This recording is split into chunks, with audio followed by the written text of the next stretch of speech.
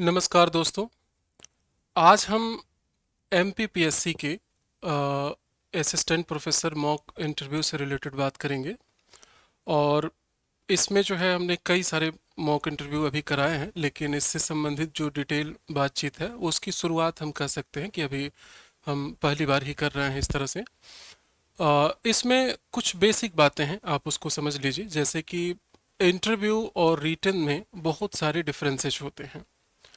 जैसे written exam जो होता है उसमें बहुत हद तक हमें आइडिया होता है कि क्या होने वाला है उस दिन। आप जाते हैं, आपको क्वेश्चन पेपर मिलता है, इतने क्वेश्चन है, इतने टाइम में अटेम्प्ट करना है, क्वेश्चन का लेवल ये आ सकता है, वो बात पता होती है। लेकिन इंटरव्यू में ज़्यादातर अनसर्टेनिटी होती है कि क्या पूछा जाएगा और पूछने का तरीका क्या होगा। तो इसको ले करके एक फियर होता है, और ये जो फियर है इसी को हमें रिड्यूस करना है विद प्रैक्टिस।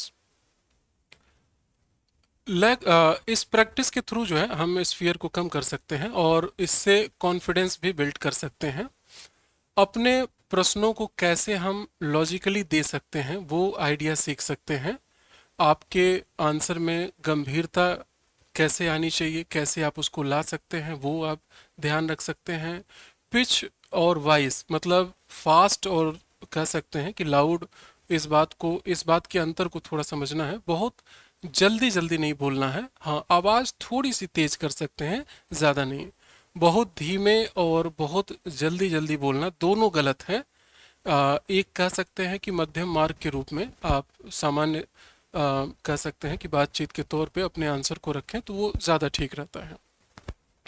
एक अनुमान आप ऐसे लगा सकते हैं कि 10 से 20 मिनट के इंटरव्यू में आप उन्हें कैसे प्रभावित करेंगे, ये सिनेरियो आपके पास होना चाहिए। आपके तौर तरीके, बातचीत में शब्दों का चुनाव और सब्जेक्ट के बारे में आपका नॉलेज, ये सभी चीज़ें मिल करके अब वहाँ पर कह सकते हैं कि हमें एक बेस्ट कैंडिडेट देती है जिसको उन्हें चुनने में ज़्यादा दिक्कत नहीं होती है। एक बात और ज़रूर ध्यान रखिएगा कि हम जिससे भी सीखते हैं, जिनसे भी बातचीत करते हैं, उनसे प्रभावित होते हैं। अगर उनके अंदर कुछ अच्छाइयाँ हैं हम उनसे सीखते हैं, कुछ नकारात्मक चीज़ें हैं उनसे भी उनको भी अडॉप्ट करते हैं, हमें पता नहीं चलता। तो इंटरव्यू में अगर कोई चिल्ला करके, तेज बोल करके, जल्दी जल्दी, इन सब चीज़ों से अगर आप किसी आसपास के लोगों से सीखते हैं तो वो समझिए कि एक गलत हैबिट भी आप में आ सकता है। आप खुद भी एक मेजरमेंट अपना कर सकते हैं। आप मिरर के सामने बोल सकते हैं। आप कुछ वीडियो रिकॉर्ड करके भी हमारे पास भेज सकते हैं, जिससे हम उसको कह सकते हैं कि जांच कर सके कि हाँ इसमें आपको इस तरह के रिफॉर्म करने की आवश्यकता है। हमारी टीम भी है, वो भी देखती है इसे। मतलब एक लंबी प्रोसेस है। सब्जेक्ट वाइज भी अगर समय मिला तो निश्चित तौर पे हम लोग बात करेंगे। लेकिन कुछ बेसिक बातें जो आज के इस वीडियो का एक मोटो भी रहा था कि ऑनलाइन और ऑफलाइन दोनों मॉक इंटरव्यू हम लोग करा रहे हैं, और सभी विषयों के। अभी जैसे मान लीजिए कि कॉमर्स में हमने कराया था, कई सारे रिजल्ट भी आया है।